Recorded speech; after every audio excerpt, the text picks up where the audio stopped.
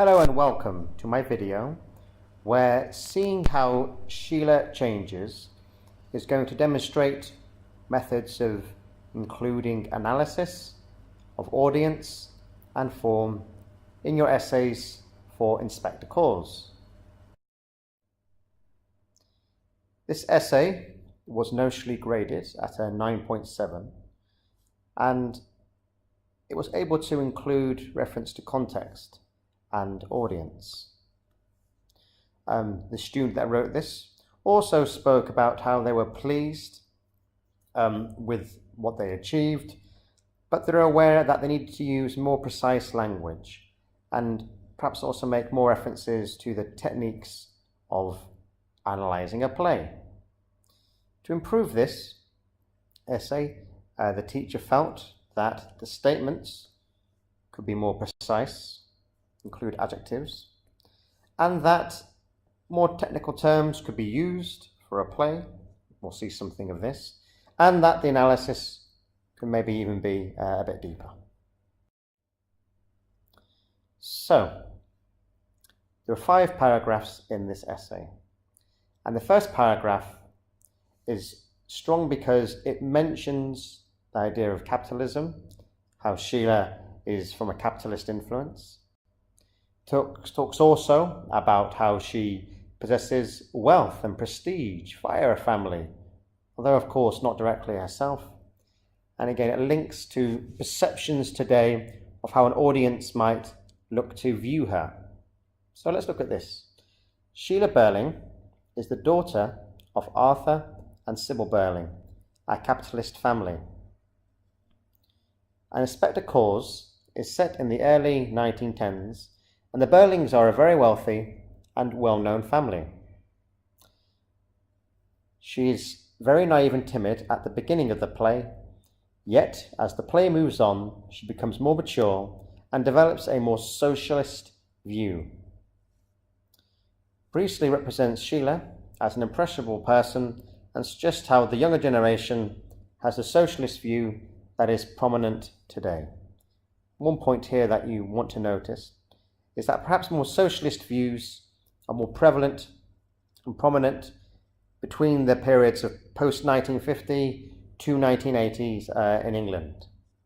There was a real desire for consensus politics, agreeing how things should be.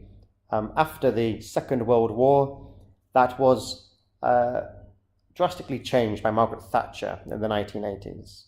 So you could just nuance this idea that the younger generation has a more socialist view to say that Priestley makes Sheila an impressionable person, which again evokes ideas of how the younger generation of that time would go on to try to make effective social change in England. Now notice that I use the terms England and the UK interchangeably in this video. So this paragraph number 2, is skilled because it contextualizes the first point, that means the statement, to establish how Sheila changes. By that I mean it talks about at the beginning of the play, Sheila is presented as very naive and young to the audience. There's some nice weaving here and also a link to the form of the play by the acting choice. And we're going to talk about that here. And the paragraph also links the perception of Sheila to the context of production and reception.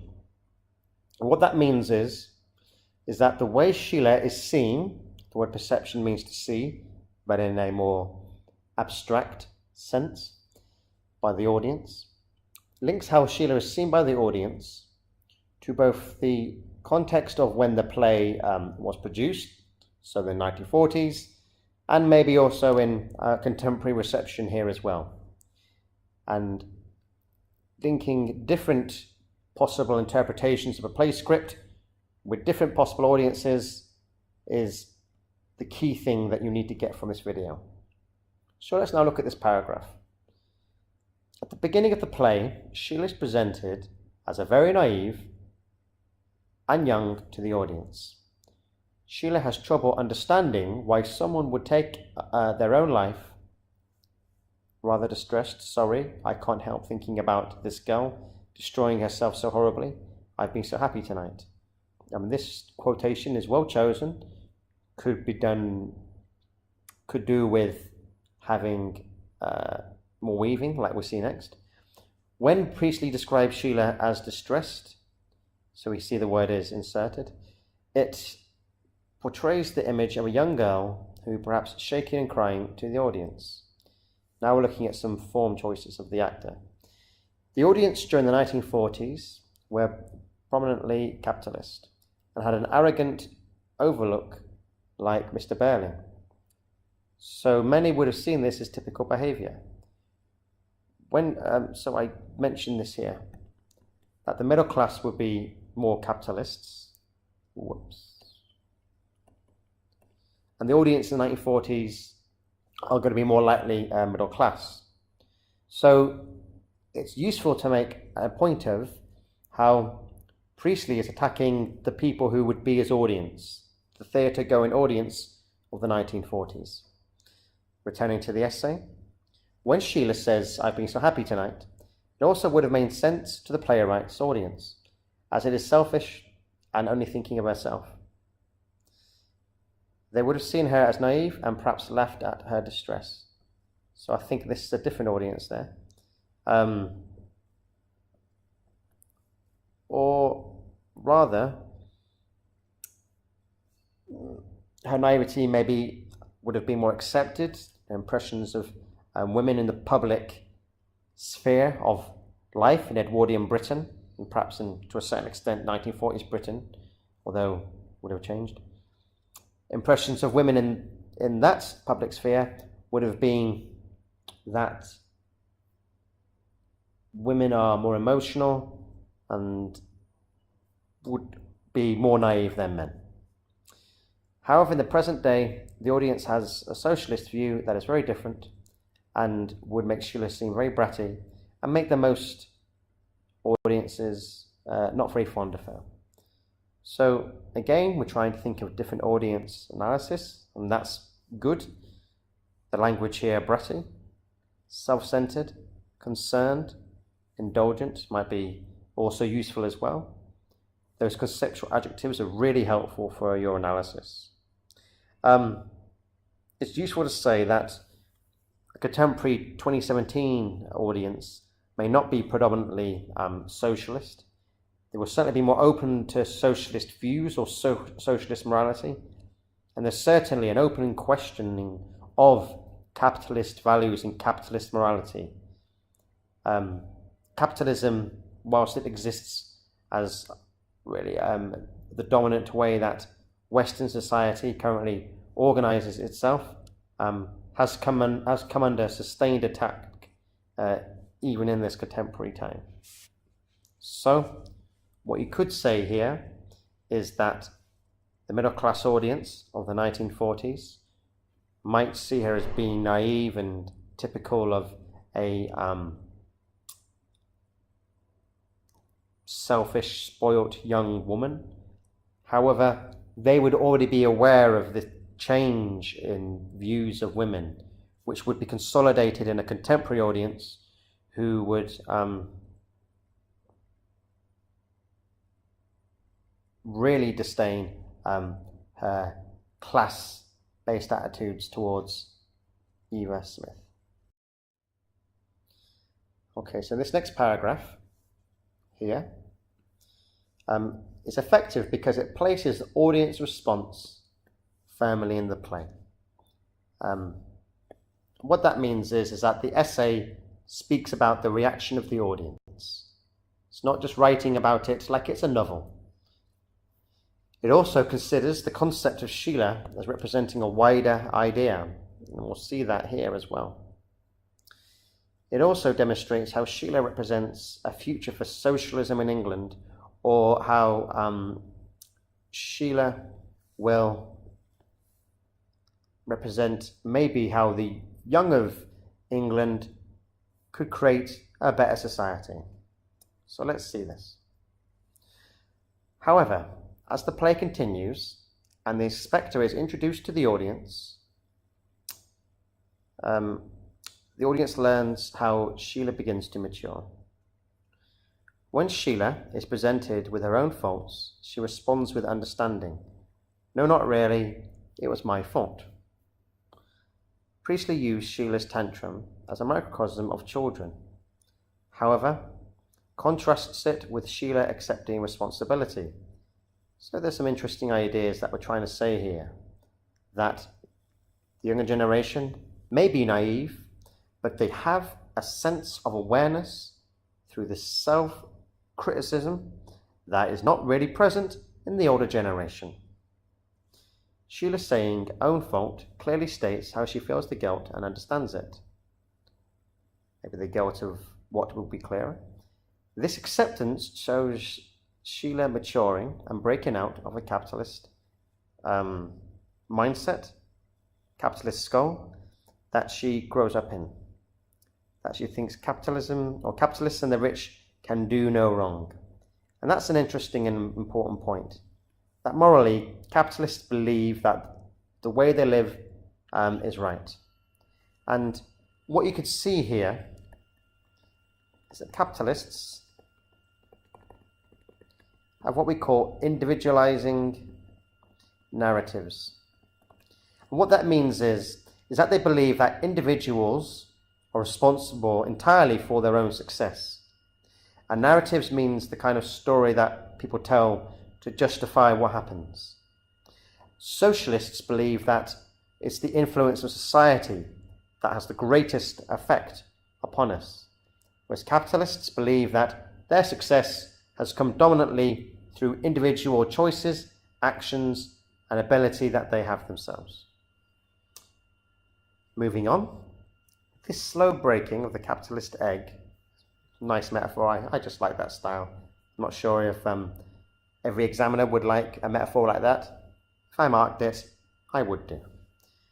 So this slow breaking of the capitalist egg continues and represents how Priestley intends to use Sheila in the play, to show how the younger generation are the future for socialists, for Priestley's audience. Or full stop. For Priestley's audience, some of them might see a little change. However, they still view her as a capitalist. Yet today, the audience may have begun to have a little respect for Sheila as she grows. So, what I would ask you to do here is aim to hedge labels. And to hedge something means to not be so definitive in how you term things. Aim to be more subtle. Show that it is not black and white, there's some grey here as well. So the audience might view her as possessing some negative capitalist traits, such as self-interest and a desire to challenge the status quo. So just say that maybe she possesses some of the more negative, salubrious capitalist traits.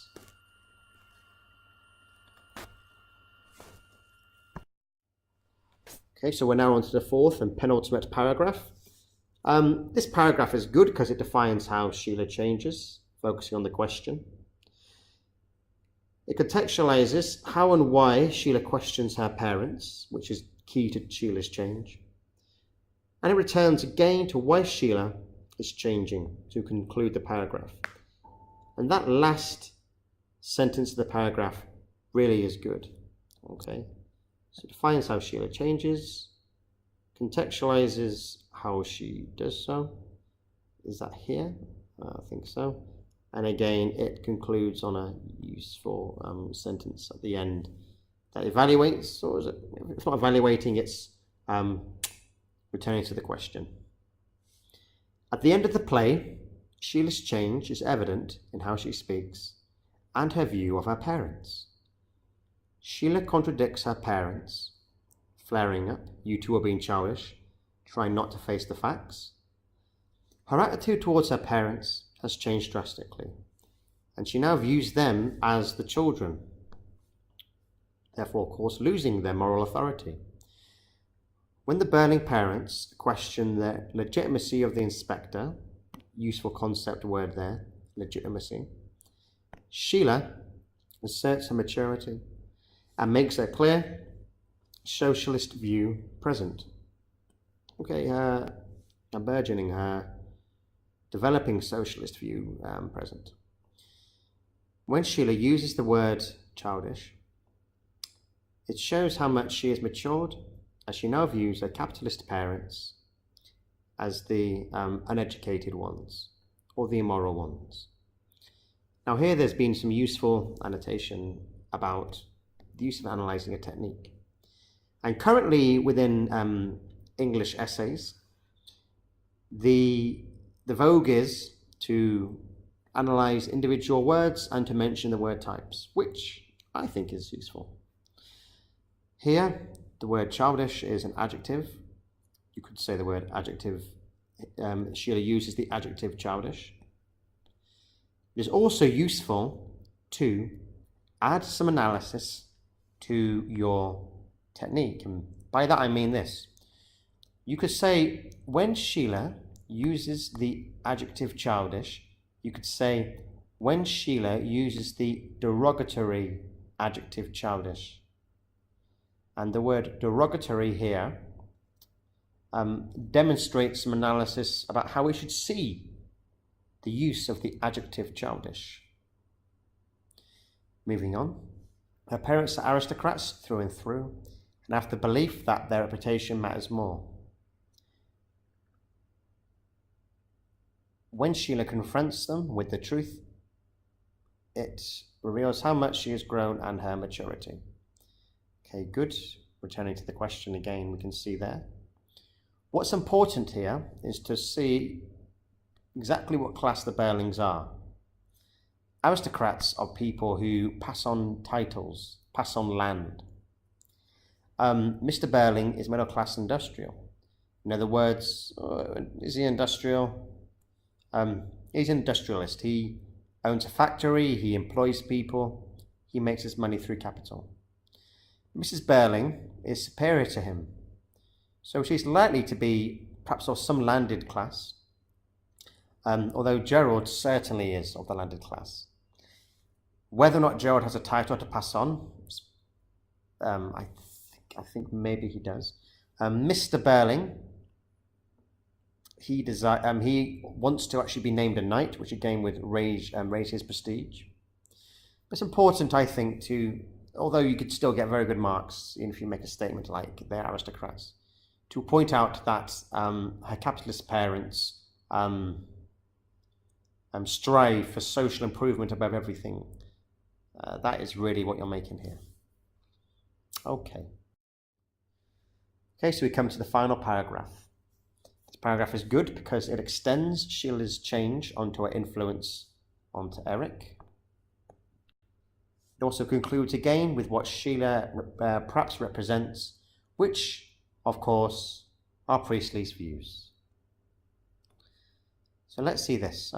Finally, Sheila and her brother Eric's relationship changes as they both mature. At the start, Sheila clearly tries to throw Eric under the bus. Little bit informal there, but we understand what this student is saying. Telling her parents that he's drinking because she believes he has the view that he's better than Eva Smith, and getting her pregnant was something within his rights. Okay. Of course, I think that changes when he realizes that she's pregnant. He's quite a pathetic character. However, at the end, Sheila and Eric simply agree on taking the blame. Eric stating Sheila right, it doesn't. Or Sheila's right. Their relationship bonds them to change. Their relationship bonds between them change and become stronger as they believe in each other and their opinion. This useful word here, change, could also have the word develop. Develop implies change, that it's getting better, it's more than it was before at least. Eric and Sheila both mature, and Sheila changes in many ways during an unexpected cause. So here we have now the good point about Priestley's views. Priestley's intention of making Sheila represent the socialist society, or the desire for a socialist society, or the desire for more socialist morality in society, was received and heard loudly by the audience, making Sheila one of the most important characters in the spectacles and the character who grows the most. Okay. So the one thing I think would really improve that final part is to end perhaps on some evaluation, and to think again, like this student's done before, on what's the effect on the audience of Priestley's intention to present socialist morality as being desirable. Is this emotionally persuasive? Is it perhaps the relationship between her and Eric that is the most emotionally persuasive aspect in the play? Or is instead Sheila's belittling of her parents unduly didactic? And by didactic, that means that someone's telling you what to think, rather like myself to you in the classroom. I hope you found this useful, and look to see if you can answer some of the questions that might be with this video when you see it.